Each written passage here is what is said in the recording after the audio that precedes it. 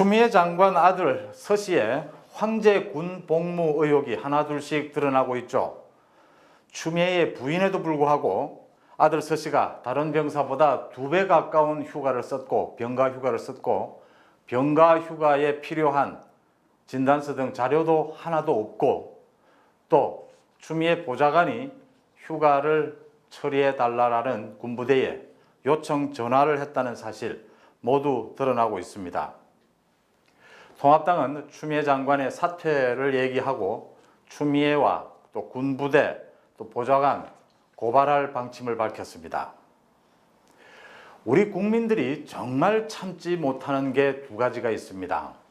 하나는 입시 부정이고 또 하나는 병역 문제입니다. 조국은 입시를 건드렸고 추미애는 병역을 건드리고 있습니다. 문재인 대통령이 조국에 대해서는 가슴이 아프다라고 했습니다. 추미애에 대해서도 그럴 거라고 생각해서 문재인 대통령에게는 따로 말씀을 드리지 않겠습니다. 집권 여당의 대표인 민주당의 이낙연 대표에게 말씀을 드리고자 합니다. 이낙연 대표는 그래도 정치권에서 상식적인 분으로 통하고 있고 또 오랜 기간 신문 기자를 지낸 분이기도 합니다. 추미애 아들 병역 문제에 대해 집권당 대표로서 책임있게 의사표시를 해주기를 바랍니다. 국민을 최소한 개, 돼지로 보지 않는다면 또 대권 도전을 생각하신다면 최소한의 책임과 예의라고 생각합니다. 제 유튜브를 많은 사람들이 아직 보지는 않지만 정치권에서는 들어 많은 분들이 보고 있기 때문에 제 말씀이 전해지리라고 생각합니다.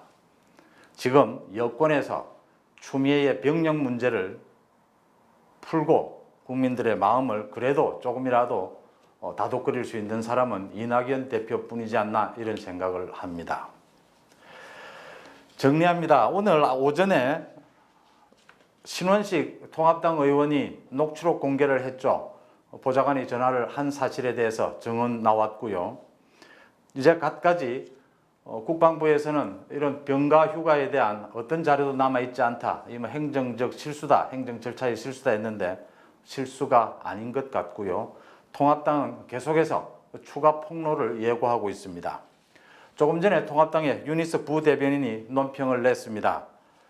녹취록 공개로 추미애 법무부 장관 아들 군 휴가 미복귀 의혹, 황제 군 복무 의혹에 대해서 새로운 사실들이 속속 드러나고 있다.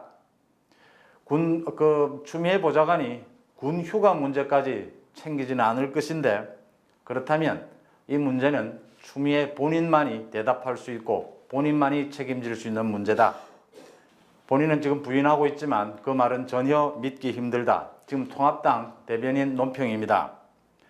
서 씨가 사용한 병가 19일과 관련해 증거 자료가 하나도 없다는 점도 얘기를 하면서 이 부분도 군부대 측에서는 행정 실수라고 하지만 그렇게 보기는 힘들다.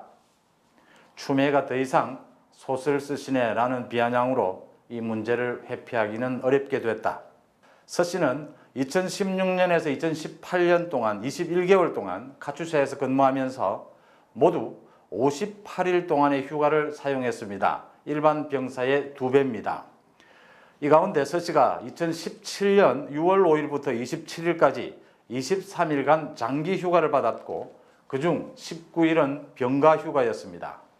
하지만 병가 휴가를 받기 위한 까다로운 절차인 군의관 소견서라든지 진단서라든지 어떤 근거 기록도 현재 군대에는 남아있지 않습니다. 통합당은 이에 따라서 서 씨가 근무지를 이탈했기 때문에 군형법에 따라서 위계죄, 근무 기피 목적의 위계죄에 해당된다고 하면서 고발할 방침을 밝혔고요. 추 장관의 보좌관의 경우에는 위계에 의한 공무집행 방해죄가 얘기가 되고 있고요. 또 추 장관 자신이 군대 측과 연락을 했다면 만약 그런 의혹이 밝혀진다면 직권 남용이 해당이 될 수 있고요.